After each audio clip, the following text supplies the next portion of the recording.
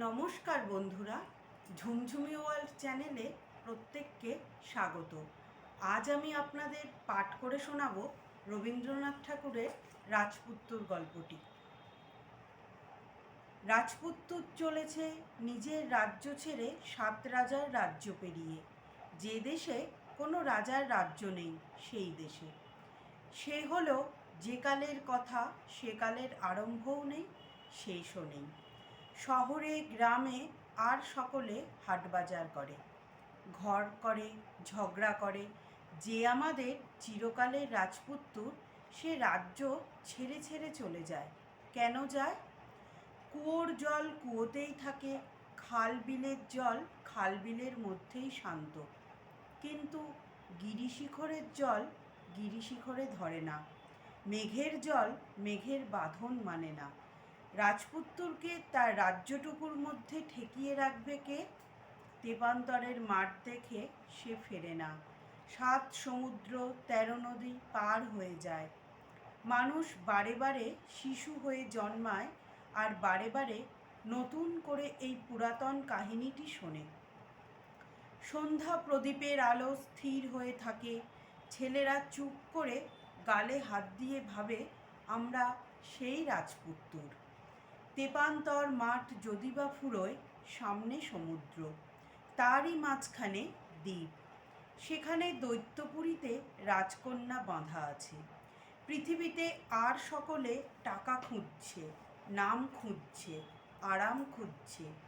আর যে আমাদের রাজপুত্তুর, সে দৈত্যপুরী থেকে রাজকন্যাকে উদ্ধার করতে বেরিয়েছে।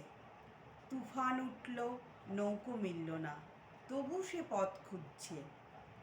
এইটাই হচ্ছে মানুষের সব গোড়াকার রূপকথা আর সব শেষের। পৃথিবীতে যারা নতুন জন্মেছে, দিদিমার কাছে তাদের এই চিরকালের খবরটি পাওয়া চাই যে রাজকন্যা বন্দিনী, সমুদ্র দুর্গম, দৈত্য দুর্জয়। আরও ছোট মানুষটি একলা দাঁড়িয়ে পণ করছে, বন্দিনীকে উদ্ধার করে আনব। বাইরে বনের অন্ধকারে বৃষ্টি পড়ে, ঝিল্লি ডাকে, আর ছোট ছেলেটি চুপ করে গালে হাত দিয়ে ভাবে, দৈত্যপুরীতে আমাকে পাড়ি দিতে হবে। সামনে এলো অসীম সমুদ্র, স্বপ্নের ঢেউ তোলা নীল ঘুমের মতো। সেখানে রাজপুত্তুর ঘোড়ার উপর থেকে নেমে পড়ল।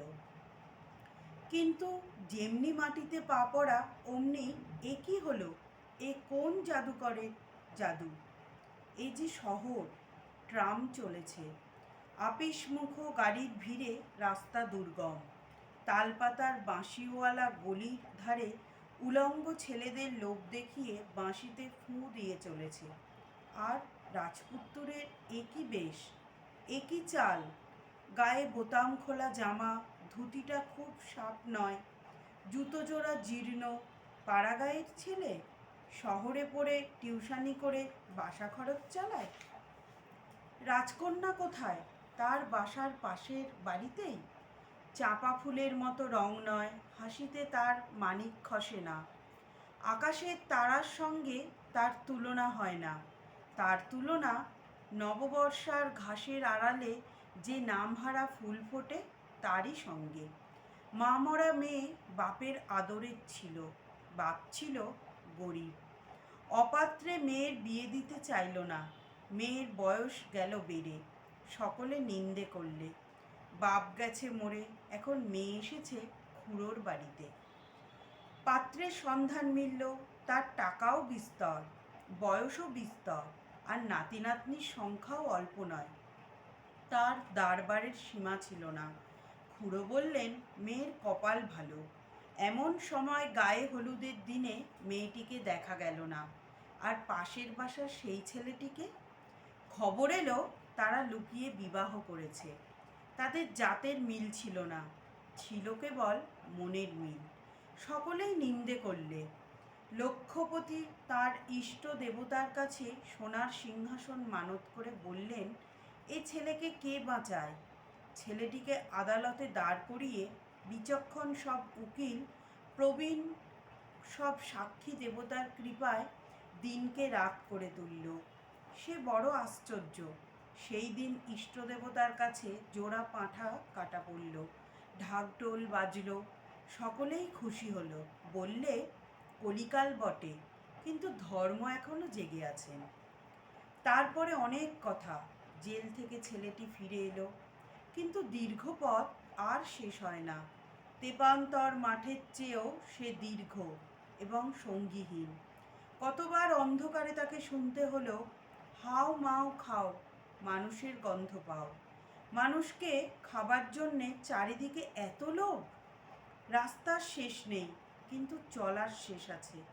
একদিন সেই সময় এসে সে থামল।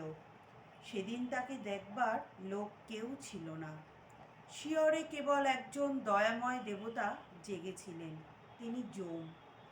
সেই যমের সোনার কাঠি যেমনই ছোঁয়ানো, অমনি একই কাণ্ড।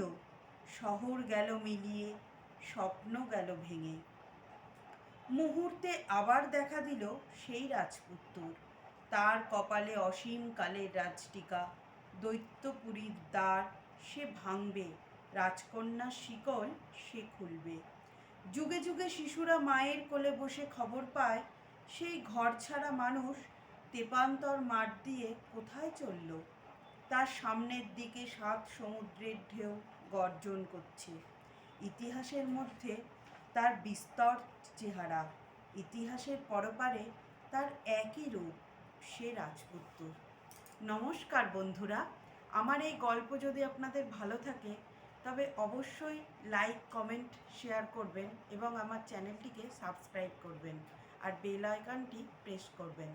আজ আসি, আবার নতুন কোনো গল্প নিয়ে আপনাদের সামনে হাজির হয়ে যাব। ভালো থাকবেন, সুস্থ থাকবেন।